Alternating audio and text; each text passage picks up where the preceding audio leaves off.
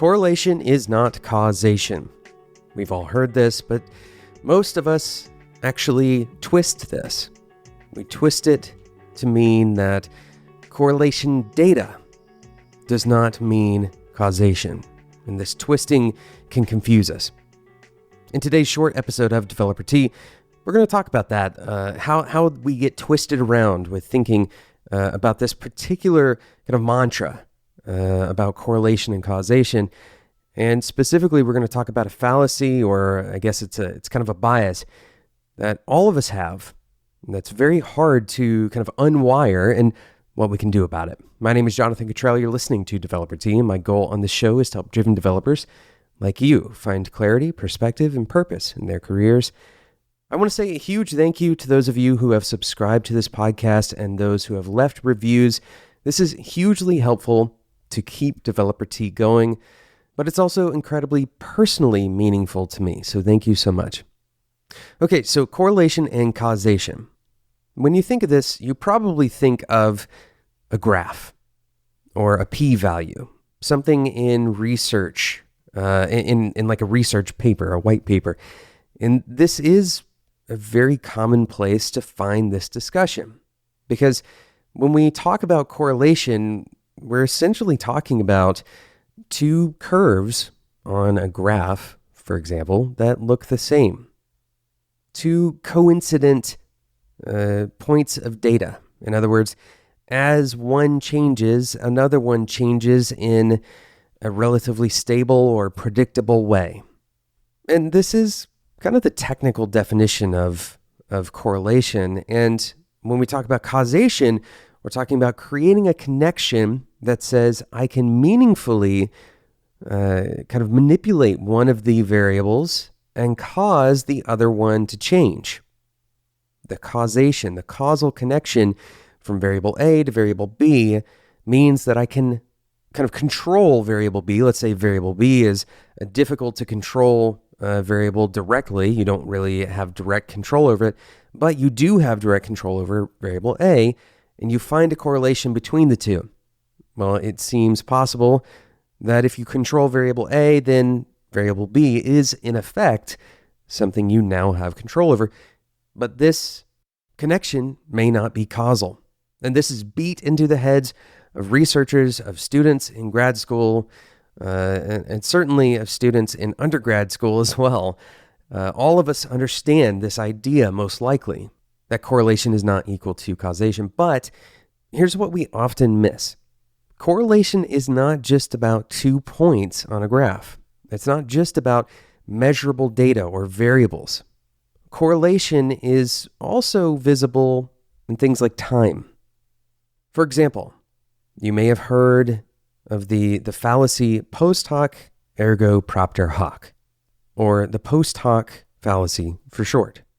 This phrase, which I wouldn't expect you to know unless you've heard it before, is a Latin phrase, and it means after this, therefore because of this. Post hoc, after this, ergo, because, propter hoc, because of this. Now, did you catch the words in there that map to that same mental model of correlation and causation? After is our correlation. After means there's some connection. That's correlation. And propter hoc, or because of, that's causation. And so we fall victim to this trap all the time as developers. For example, when you go to debug an issue, let's say you're debugging something in your production server, what is the first thing you do? Well, you try to find out, when did this happen? You go and look at logs to see what happened before. You look at commits around the same time. Now, this is a reasonable approach, don't get me wrong. Of course, that kind of debugging strategy is likely to lead you to the right thing. But we have to be incredibly careful when we apply this kind of logic as a blanket understanding of events as they occur. There's two main problems here. The first one is that those things may be disconnected entirely. If you find an event that occurred right before your particular error or before the bug showed up, then you might attach to that and think for sure that those things are causally connected, that this event is kind of the driving cause of the issue that you're trying to track down, and they may not be connected at all. The other problem that we have with this is that we can focus really intently, even if those things are connected, we can end up hyper-focusing on that the thing that happened before as the ultimate cause of the thing that happened after. But we forget that it's very likely that there is a deeper cause.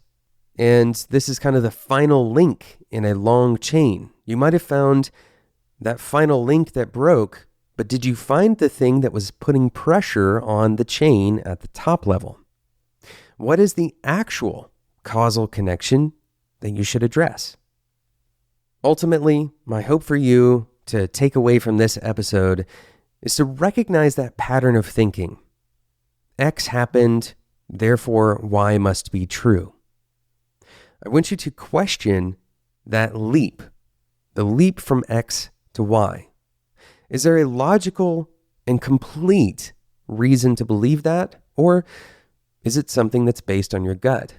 I'm not telling you to throw the gut-based answer away, but I'm telling you to label it for what it is so that when it comes time to throw it away, you can let it go a little bit easier. Thanks so much for listening to today's episode of Developer Tea. If you found this episode helpful to the way that you think, to the way that you see your work, or maybe you think that this is a useful way of thinking about this fallacy, I'd encourage you to share this episode with someone else that you think would be interested in this. It's no secret that a personal recommendation is one of the most powerful ways to share content with other people, and that will help this show continue to reach more developers like you. Thank you so much for listening to today's episode. Today's episode was produced by Sarah Jackson for Spec.fm. Head over to Spec.fm and find other podcasts like this one that can help you in your developer career. Thanks so much for listening. My name is Jonathan Cottrell, and until next time, enjoy your tea.